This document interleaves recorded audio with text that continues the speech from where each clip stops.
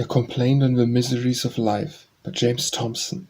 I love, O Lord, this life below, and all its fading fleeting joys. 'Tis a short space that's filled with woe, which all our bliss by far outweighs. And will the everlasting morn with dawning light the skies adorn? Fitly this life's compared to night, when gloomy darkness shades the sky, just like the morn's our glimmering light reflected from the deity. When will celestial morn dispel these dark surrounding shades of hell? I'm sick of this vexatious state, where cares invade my peaceful hours, strike the last blow, or courteous fate, I'll smiling fall like mowed flowers. I gladly spurn this clogging clay, and sweetly singing soar away. What's money but refined dust? What's honor but an empty name? And what is soft inciting lust but a consuming idle flame? Yea, what is all then of the sky but emptiness and vanity? A thousand ills our lives suppressed, there's nothing here worth living for, in the long grave I long to rest, and be harassed here no more. Where are joys fantastic, griefs sincere, and where there's naught for which I care? A word, O Lord, shall be my guide, heaven, where what dwellest is my goal. Through corrupt life grant I may glide with an untamed upward soul, and may this life, this dreary night, dispelled be by morning light. A Summer Noon by James Thomson. 'Tis raging noon, and vertical the sun does on the head direct his forceful rays. Heaven and earth far seranging eye can sweep, a dazzling deluge reigns, nor from pole to pole his undistinguished blaze. And vain the sight, dejected to the ground, stops for relief, whence hot ascending steams and keen reflection pain. Deep to the root, vegetation parched, cleaving fields, and slippery lawn on arid hue disclose, lust fancies bloom, and wither even the soul. Echo no more returns the cheerful sound of sharpening skiff. The moor is sinking, heaps o'er him the hummed hay, the flowers perfumed, and scarce the tripping grasshopper is heard through the damp mead. Distressful nature pants. The very stream looks languid from afar, or through the unsheltered glade, impatient, seem to hurl into the covert of the grove. All-conquering heat or intermittent wrath, and on my throbbing temples portend the beam-notes of fierce. Incessant still you flow, and still another fervent flood succeeds, poured on the head profuse. In vain I sigh and restless turn, and look around for night. Night is far off, and hotter hours approach. Thrice happy he, who on the sunless side of the romantic mountain, forest crowned, beneath the whole collected shade reclines, on the gallant caverns, woodbine wrought, and fresh bedewed with ever-sprouting streams, sits coolly calm, of all the world without, unsatisfied and sick, tossed in noon. Emblem instructive of the virtuous Mar, who keeps his tempered mind serene and pure, and every passion aptly harmonized, with the jang world the wise inflamed. As those we love decay, we die in part, by James Thomson. As those we love decay, we die in part. String after string is earth from the heart, till loosened life, at last but breathing clay, without one pang is glad to fall away. Unhappy he who latest feels the blow, whose eyes of weather are every friend laid low, dragging lingering, and from partial death to death, till dying all he can resign in breath. Care of Birds for the Young by James Thomson. As thus the patient dam a hideous sight, not to be tempted from a tender task, or by sharp hunger, or by smooth delight, to the whole loosened spring around her blows, a sympathizing partner takes a stand, on the opponent bank, and she sings the tedious time away, or else supplies a place a moment while she sudden flits to pick the scanty meal. The appointed time with pious toil fulfilled, the callow young, warmed and expanded into perfect life, their brittle bondage break and come to light, a helpless family demanding food with constant clamour. Oh, what passions then, what melting sentiments of kindly care on the new parents cease! Away we fly, affectionate and undesiring bear the more delicious morsel to the young, which equally distributed again the search begins. Even so a gentle pair by fortune sunk, but formed of generous mould, and charmed with cares beyond the vulgar breed, and some lone cot amid the distant woods, sustained alone by providential heaven, oft as weeping I the infant train, check their own appetites, and give them all, and toil alone in their scorn, exulting a laugh where the great Father of the spring inspired gives instant courage to the fearful race and to the simple art. With stealthy wing, should some rude food their woody horns molest, amid a neighbouring bush they silent drop, and whirring whence, as if alarmed, deceive the unfeeling schoolboy. Hence around the head of wandering swain a wide-winged plover wheels a sounding flight, and then directly on a long excursion skims the level lawn to tempt him from a nest. A wild duck hands over rue moss, and over trackless waste, the heifer flutters, pious fraught, to lead the hot pursuing spaniel for a stray. Cattle in Summer by James Thomson. Around the adjoining brook that purls along the vocal grove, now fretting o'er a rock, now scarcely moving through a ready pool, now starting to a sudden stream, and now gently diffusing into a limpid plain, various group the herds and flocks compose. Rural confusion, on a grassy bank some ruminating lie, while others stand half-circling surface. In the middle drops the strong laborious ox, of honest front, which incomposed he shakes, and from his sides the troublous insect lashes with his tail, returning still. With his subject safe slumbers the monarch swain, his careless arm thrown round his head, on downy moss sustained. Here laid his crypt, with wholesome vines filled, where listening every noise his watchful dog. Light fly his slumbers, if perchance a flight of angry gadflies fasten on the herd, the startlings scatter from the shoaler brook in search of lavish stream. Tossing the foam, they scorn the keeper's voice, and scour the plain for the bright severity of noon, and from the laborious breasts a hollow moon proceeding runs low below around the hills. Come, gentle God, by James Thomson. Come, gentle God of soft desire, come and possess my happy breast, not fury like in flames and fire, or frantic folly's wildness dressed. But come in friendship's angel guise, yet dear woven friendship art, more tender spirit in thy eyes, more sweet emotions at thy heart. Oh, come with goodness in thy train, with peace and pleasure void of storm, and wouldst from me forever gain, put on a Mendez winning form. Contentment by James Thomson. If those who live in shepherd's bower press not rich and stately bed, the new-mown hay and breathing flower, a softer couch with benefits spread. If those who sit at shepherd's board soothe not their taste with wanton art, they take what nature's gifts afford, and take it with a cheerful heart. If those who drain the shepherd's bowl, no high and sparkling wines can boast, with wholesome cups that cheer the soul, and crown them with a village toast.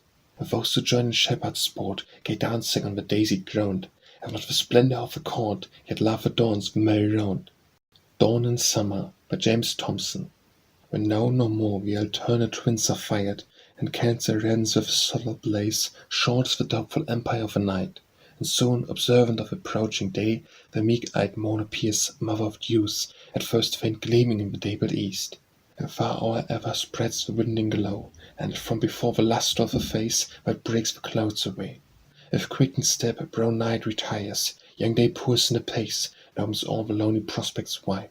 The dripping rock, the mountain's misty top, swell on the side, and brighten with the dawn. Blue through the dusk, the smoking currents shine, and from the bladed field the fearful hare limps awkward. While along the forest glade, the wild deer trip, and often turning, gaze at earlier passenger. Music awakes, the native voice of undissembled joy, and thick around the woodland hymns arise. Roused, the soon-led shepherd leaves his mossy cottage, where with peace he dwells, and from a crowded fold in order drives his flock to taste the verdure of the morn. Evening in Autumn by James Thomson. The western sun withdrawn the shortened day, and humid evening gliding o'er the sky in a chill progress to the ground condensed the vapour froze. Where creeping waters ooze, the marshes stagnate, and the river's wind cluster rolling fogs, and swim along the dusky mantled lawn. Meanwhile the moon, full-orbed, and breaking through the scattered clouds, shows a broad visage in the crimson east. Turned to the sun direct, her spotted disk, the mountains rise, and breakers dales scant, and caverns deep, as optic tubes descries. Smaller earth gives us his place again, void of its flame, and sheds a softer day.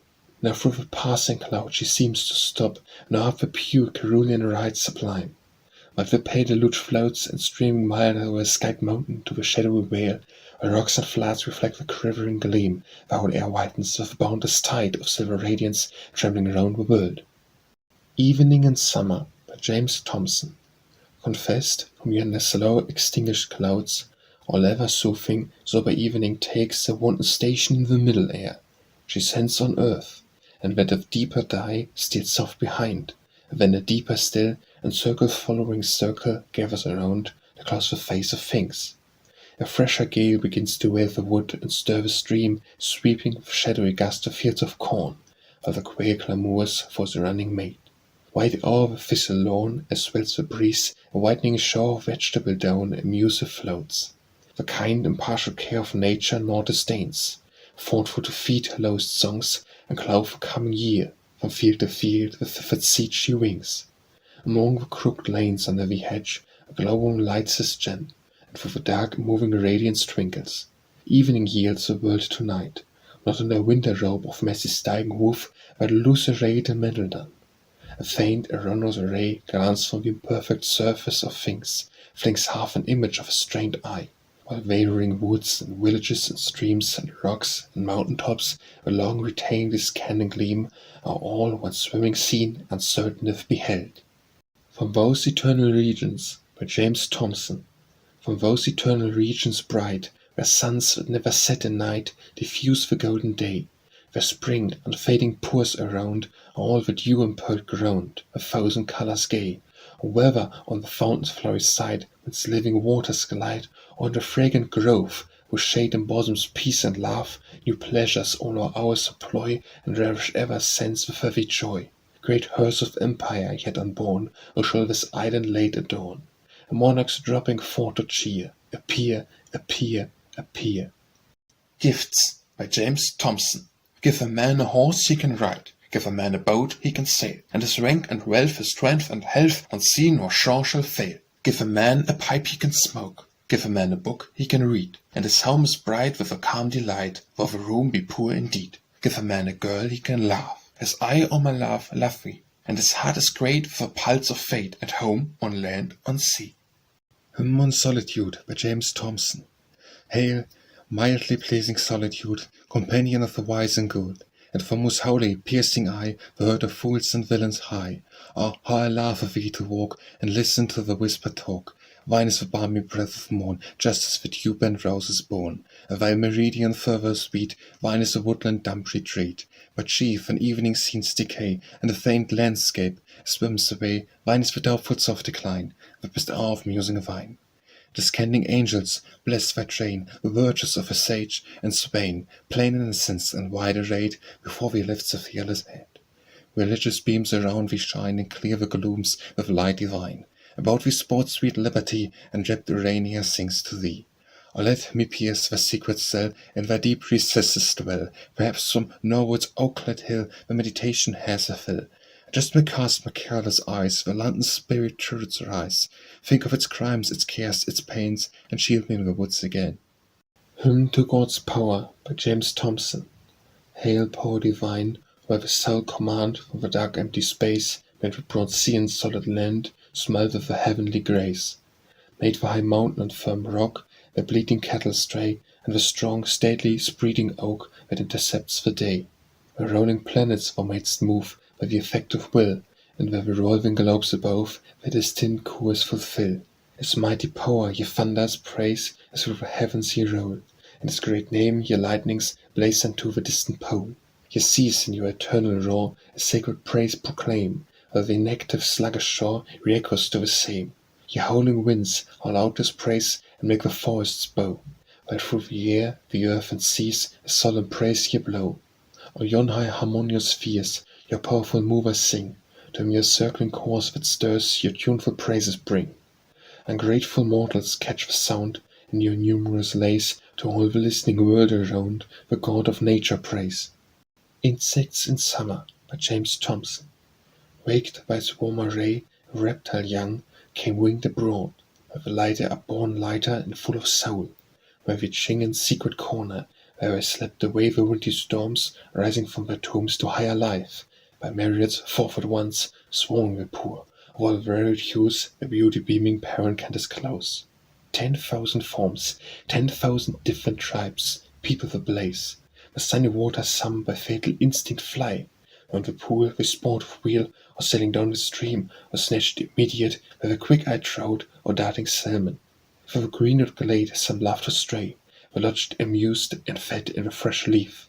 Luxurious hours make the meats their choice, and visit every flower and every latent herb, and wet reb, and what soft beds the young yet undisclosed employs their tender care. Some to the house, the fold, the dairy, hungry, bend their flight. Sip round the pail, or taste the curdling cheese, oft inadverted from the milky stream, they meet their fate, or weltering in the bowl, with powerless wings around them wrapped expire. Mists in Autumn by James Thomson. Now by the cool, declining year condescent, descant the copious exhalations, checked as of the middle sky unseen they stole, and roll the dabbling fogs around the hill.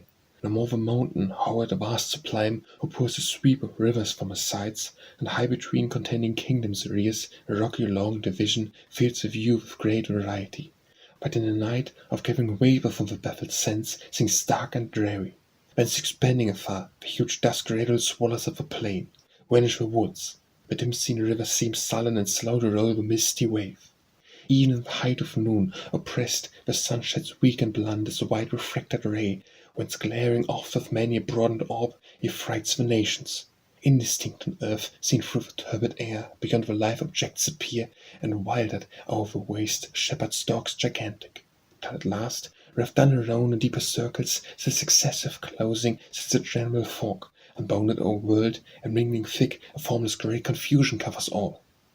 Noontide retreat of summer is a haunt for meditation by James Thomson. Shock sudden from the bosom of the sky, a thousand shapes, or glide athwart the dusk, or stalk majestic on. Deep roused, I feel a scared terror, a severe delight, creep through my mortal frame, and thus methinks a voice, when human more the abstracted ear of fancy strikes. Be not of us afraid, poor kindred man, a fellow creatures, we from the same parent power our beings drew, the same our Lord and laws in great pursuit. Once some of us like we through stormy life toiled tempest-beaten, and we could attain this holy calm, this harmony of mind, a purity and peace in mingled charms. Then fear not us, but with responsive song, mid these dim recesses, undisturbed by noisy folly and discordant vice, of nature sing with us and nature's God. Here frequent, at a visionary hour, in musing midnight rains or silent noon, angelic harps and full concert heard, and voices chanting from the wood-crowned hill, the deepening dale or inmost sylvan glade, a privilege bestowed by us alone on contemplation of a honored ear of poet swelling to seraphic strain. Nothing formed in vain by James Thomson. That no presuming impious railer takes creative wisdom, as if aught was formed in vain or not for admirable ends. Sure little haughty ignorance pronounces works hewn wise, of which the smallest part exceeds the narrow vision of her mind, as if upon a full proportioned dome on swelling columns heaved the pride of art, a critic fly whose feeble rays scarce spreads an inch around, with blind presumption bold, should dare to tax the structure of a whole, and lives the man whose universal eye has swept at once the unbounded scheme of things, marked their dependence so in firm accord, as if unfaltering accent to conclude that this availeth naught? Has any seen the mighty chain of beings lessening down from infinite perfection to the brink of dreary nothing, desolate abyss, from which astonished thought recoiling turns, till then alone let zealous praise ascend, and hymns of holy wonder to that power whose wisdom shines as lovely in our minds as on our smiling eyes a servant sun. On Mrs. Mendez' birthday, who was born on Valentine's Day, by James Thomson. Thine is the gentle day of love, when youths and virgins drive a fate, when deep retiring to the grove, each feathered songster weds his mate. If tempered beams the skies are bright, earth decks and smiles a pleasing face, such the day that gave your light, and speaks as such by every grace. Sweet valley, say, by James Thomson. Sweet valley, say, the pensive lying, for me our children England sighing, a rest of mortals leans his head. Ye fountains dimpled by my soul, ye brooks with my complainings bowl, lead me to his lonely bed. With my lover, deep woods you cover, I whisper where your shadows o'er him spread. 'Tis not the loss of pomp and pleasure, of empire or of tinsel treasure, that drops with tear, that swells with groan, nor from a nobler cause proceeding, a heart with love and fondness bleeding. I breathe my sadly pleasing moan, with other anguish I scorn to languish, for love I feel no source but his own. The Effects of Spring on Nature by James Thomson. See that the winding vale its lavish stores, airy growth spreads. See how the lily drinks the Latin rill, scarce oozing through the grass in fair profusion decks. Long let us walk, where the breeze blows from yon extended field of blossomed beans. Arabia cannot boast a fuller gale of joy than liberal rents breathes through the sense and takes the ravished soul. Nurse the meat unworthy of her food, full of fresh verdure and unnumbered flowers, in the neglectness of nature wide and wild. Where undistinguished the mimic art she spreads unbounded beauty to the roving eye. Here the delicious task of fervent bees in swarming millions tend around a thought through the soft air. The busy nations fly, cling to the bud, and with inserted tube suck its pure essence, its eternal soul. And oft with bold of wing, where soaring dare the purple heave, or where the wild thing grows in yellow load from the luscious spoil. At length the finished garden to the view its vistas open, and its alleys green. Snatched through the verdant maze the bird eye distracted wanders. Now the bowery walk of covered close, where scarce a speck of day falls on the lengthened gloom, protected sweeps. Now meets the pending sky, the river now dimpling along, breezy ruffled lake. The forest darkening round with glittering spire, the fernal mountain and the distant main. The lovers fade, by James Thomson. Hard is the fate of him who loves, yet dares not tell his trembling pain, but to the sympathetic grooves, but to the lonely listening plain. And when she blesses next your shade, when her footsteps next are seen, and flowery tracts along the mead, in fresher mazes over green, the gentle spirits of the vale, to whom the tears of love are dear, how dying lilies waft the gale, and sigh with sorrows in her ear. Or tell her what she cannot blame, for fear my tongue must ever bind. Or tell her that my virtues flame, as her spotless soul refined. Not her own guardian angel eyes, with chaster tenderness as care, not pure as own wishes rise, not holy her own sighs and prayer. But if, at first, a virgin fear should start at love's suspected name, the thought of friendship soothe her ear, true love and friendship are the same. The Morning Lark, by James Thomson. Thither the lyric warbling high, sweetly gaining on the sky. Opening with the matin lay nature's hymn at the eye of day. Teach my soul on every wing was to soar and was to sing. The bloom of orient light glides thee in thy tuneful flight. May the day spring from on high, seen by faithful religious eye, chill me with the vital ray, promise of eternal day. The Rainbow, by James Thomson. Moist, bright and green, the landscape laughs around. Full swell the woods, where the music wakes, mixed in wild concert, with the warbling brooks increased, the distant bleatings of the hills, and hollow lows responsive from vales, whence, blending all, the sweetens fire springs. Meantime, refracted from yon eastern cloud, the striding earth, a grand infernal bow shoots up immense, where the hue unfolds, and their proportion running from the red, to where the violet fades into the sky. Here awful Newton, with the solving clouds, form, fronting on the sun, a showy prism, and to the sage-instructed eye unfold the various twine of light, that we disclosed some white mingling maze. Not so the boy, he wandering views the bright enchantment band, delightful o'er radiant fields, and runs to catch the falling glory, but amazed beholds the muse of arc before him fly, and vanish quite away.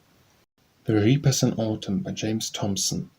Soon as the morning trembles o'er the sky, and unperceived unfolds the breeding day, before the ripened field reapers stand in fairy array. And once they stop and swell the lusty sheaves, while through their cheerful band the rural talk, the rural scandal, and the rural jest fly harmless, receive the tedious time, and steal unfelt the sultry hours away. Behind the master walks, builds up the shocks, and conscious, glancing oft on every side, his sated eye feels his heart heave with joy. The gleaners spread around, and here and there, swag after swag, a scanty harvest pick. Be not too narrow, husbandman, but fling from the full shelf, with charitable stealth, the liberal handful. Think how good the God of harvest is to you, who pours abundance o'er your flowing fields, while these unhappy partners of your kind white hover around you like the fowls of heaven, and ask the humble dole. The various turns of fortune ponder, that your sons may want what now, a fart reluctance fain ye give. The Study in Beauties of the Works of Nature, by James Thomson.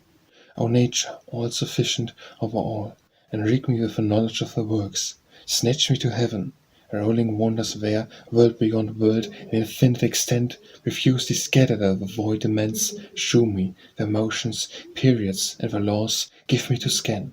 For the disclosing deep light my blind way, the mineral strata where, flushed, blooming, and the vegetable world, over the rising system more complex of animals, and higher still the mind, the varied scene of quick compounded thought, where the mixing passions endless shift, These ever open to my ravished eye, a search, the flight of time can ne'er exhaust. But if the weight unequal, if the blood in sluggish streams about my heart forbid that best ambition, the closing shades inglorious lay me by the lowly brook, and whisper to my dreams.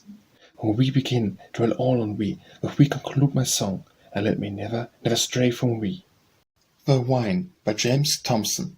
The wine of love is music, and the feast of love is song. And when love sits down to the banquet, love sits long and arises drunken, but not with the feast and the wine. He reeleth with his own heart, that great rich wine.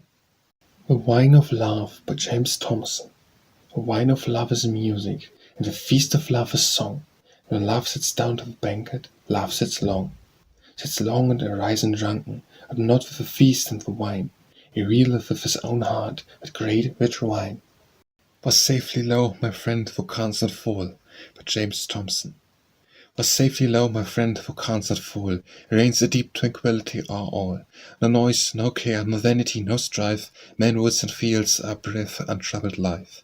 And keep each passion down, however dear. Trust me, the tender are the most severe. Guard well this wine, the philosophic ease. Ask no joy, but that of virtue's peace. It bids defiance to the storms of fate. High bliss is only for a higher state. To Fortune by James Thomson. Forever fortune will prove an unrelenting foe to love, and we meet a mutual heart come in between and bid us part. Bid us on from day to day, and wish the soul away, till youth and gentle years are flown, and all the love of life is gone. But busy, busy still art thou, to bind the loveless, joyless woe. Thou art from pleasure to delude, and join the gentle to the rude. For pomp and noise and senseless show, to make us nature's joys forego, when of the gay dominion grown, put the golden feather on. For once of fortune hear my prayer, and absolve for future care. All other blessings I resign, make but the dear Amanda mine. To Her I Love by James Thomson.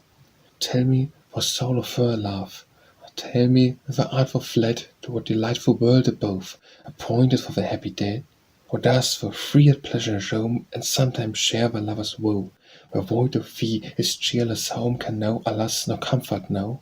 Oh, if you hovers round my walk, while under every well-known tree I to white fancied shadow talk, and every tear's full of we, should when the very eye of grief beside some sympathetic stream, and slumber find a short relief, visit thou my soothing dream. To His Royal Highness the Prince of Wales by James Thomson.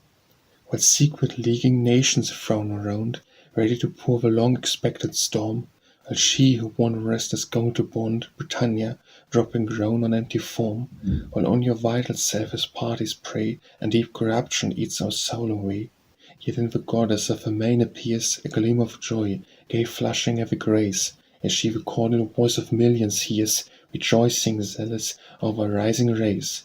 Straight her rekindling eyes resume their fire, a virtuous smile, the muses tune the lyre. But more enchanting than the muses' song, united Britons by dear offspring hail. The city trumpets through glowing throng, the shepherd hails his transport to the dale. The sons of roughest toil forget their pain, and the glad sailor cheers the midnight mail. Can aught from fair Augusta's gentle blood and wine, the friend of liberty, be born? Can aught save what is lovely, generous, good?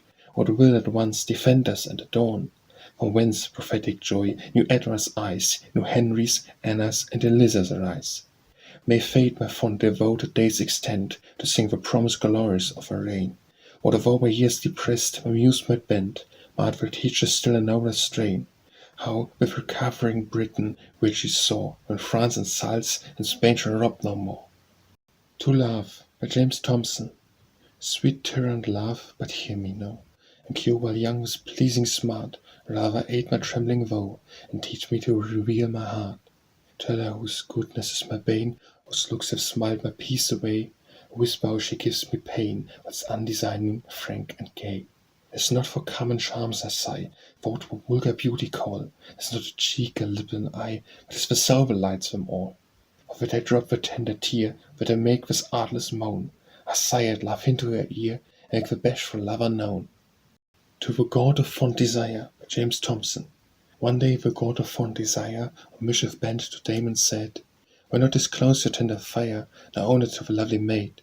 The shepherd marked his treacherous art, and softly sighing thus replied, 'Tis true you have subdued my heart, but shall not triumph on my pride.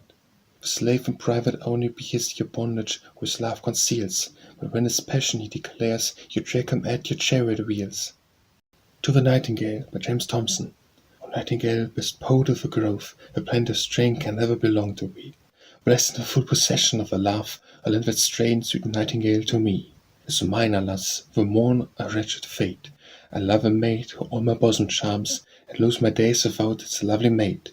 Inhuman fortune keeps her from my arms. You happy birds, by nature's simple laws, live your soft lives, sustained by nature's fair. Dwell there the roving fancy draws, and love and song is all your pleasing care. But we, vain slaves of interest and of pride, dare not be blessed, as envious tongues should blame, and hence in vain I languish for my bride, or mourn with me, sweet bird, my hapless flame. Verses on receiving a flower from his mistress, by James Thomson. Madam, the flower that I received from you, ere I come home, had lost its lovely hue. As flowers deprived of a genial day, its brightly bloom did wither and decay. Dear fading flower, I know full well, said I, reason why you shed your sweets and die. You want the influence of an living eye. Your case is mine, absence, that plague of love. With heavy pace makes every minute move, if my being is an empty blank, and hinders me myself with man to rank. Your cheering presence quickeneth me again, and new-sprung life exalts in every way. Waterfall by James Thomson. Smooth to the shelving brink, a copious flood, roads fair and placid. Where collected all in one impetus turned down the steep, it thundering shoots, makes the country round. At first in its sheet it rushes broad, and widening by degrees, as prone it falls, from the loud resounding rocks below, dashed in a cloud of foam. It sends aloft a hoary mist, and forms a cheeseless shower. Nor can the tortured wave here find repose, but raking still amid the shaggy rocks, nor flashes over scattered fragments, nor slant the hollow channel rapid darts. And falling fast from griddled slope to slope, with wild and fractured course, and lens and raw, it gains a safer bed, and steals at last along the mazes of a quiet vale. When last we parted, by James Thomson. When last we parted, we were young and fair, how beautiful let fond remembrance say. Alas, since then all time is down away, full 30 years, leaving my temples bare. So has it perished like a thing of air, a dream of love and youth. Now both are grey, yet still remembering the delightful day. What time with his cold touch has blanched my hair, why I have suffered many years of pain, since when, why I did never think to live, to hear that voice, or see those eyes again. I can, as said, but cordial greeting give, and for the welfare brief, this warmer prayer, as when I loved thee young and fair.